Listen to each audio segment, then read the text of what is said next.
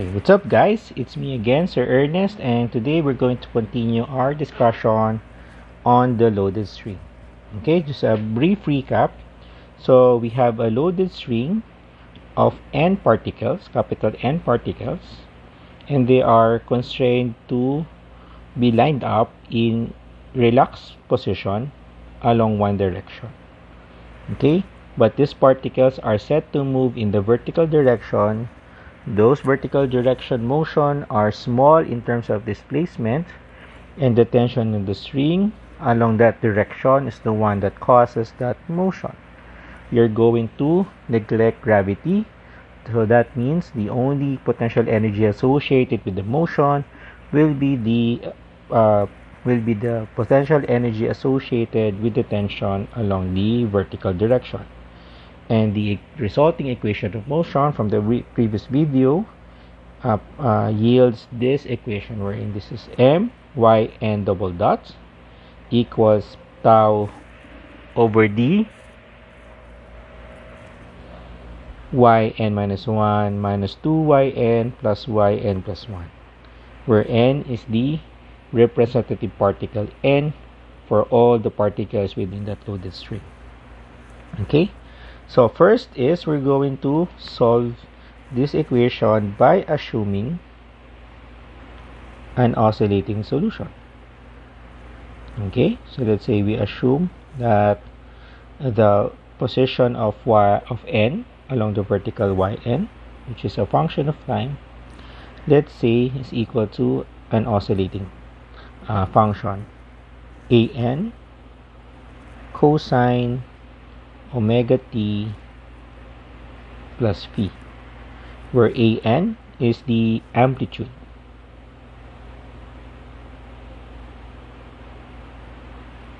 Okay, of this particle as it moves up and down. Then omega is the characteristic frequency of that oscillation, and phi is your phase constant. As you will notice that this is actually the real part of our usual solution of e to the I omega t. Of course, we can add your phase constant if you want. Okay, so from here we can substitute this here. So because we need y double dot, so that means we can differentiate this term and this equation twice with respect to time, and that yields y double dot for particle n would be equal to negative an omega squared cosine omega t plus phi. So substituting this in this equation, we now have m times negative an omega squared cosine omega t plus phi, and this is equal to tau over d times an minus 1, where an minus 1 would be the amplitude of the particle before n, this one, then cosine omega t plus phi minus 2 an cosine omega t plus phi plus n plus 1 cosine omega t plus phi. Okay, then we can simplify this by first cancelling cosine function. Okay, so that means this is now equal to this equation. This is negative m omega squared an equals tau over d of an minus 1 minus 2 an plus n plus 1. And lastly, this is now equal to tau over d let's combine all the coefficients on the other side to the other side. So therefore we are now left with an are negative. Okay, let's remove the groupings here. Okay, so this should be negative an minus 1 plus 2an minus an plus 1. Okay, and on the other side, this becomes m omega squared d over tau times an, wherein we can rewrite this as beta an. Here we define our parameter beta. Again, please take note that this is different from your damping parameter as what we discussed before, and this is equal to, but this is equal to, or because this is equal to m omega squared d over tau. Okay.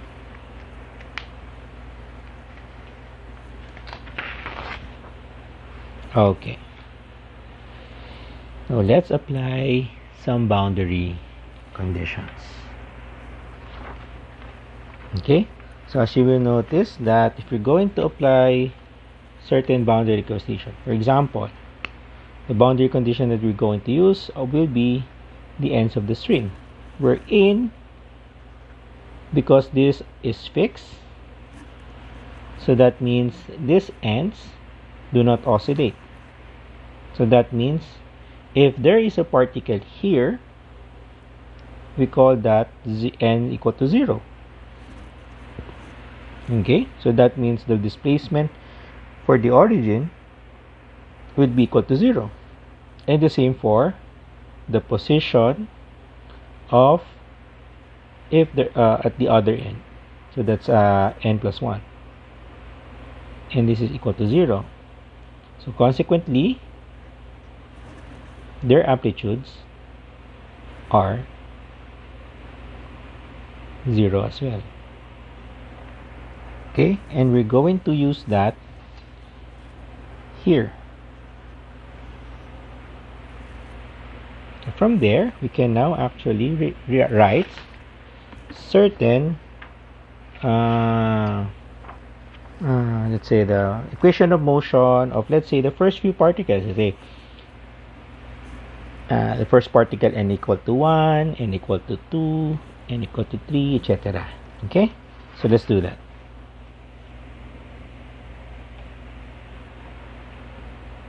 Okay, so for example, okay, for example, we have n equal to 1. Okay, so if n equal to 1, this becomes a0, right? And we know that a0 would be equal to 0. So this is 0. Then this becomes 2a1. And this is minus a2. And this is equal to beta a1. Now for n equal to 2. So n equal to 2. So this is minus minus a1. So this is minus a1. So this becomes plus 2a2. And then minus a3. This is equal to beta a2. And then n equal to 3 would be equal to negative a2 plus 2a3 minus a4 equals beta a3, etc. So we'll notice that we can actually write this in matrix form. Okay, So the first item would be 2. Then this is minus 1. And then this becomes minus 1. This is 2 minus 1. So this is minus 1, 2 minus 1. Of course, this is 0. This is 0, 0, 0. And then we can extend this to any number of particles. Okay? And this is multiplied to A1, A2, A3, etc., which is equal to beta times A1, A2, A3, etc. And this is of the form, let's call this K, let's call this A vector, and this is equal to beta A. And you guessed it right, this is an eigenvalue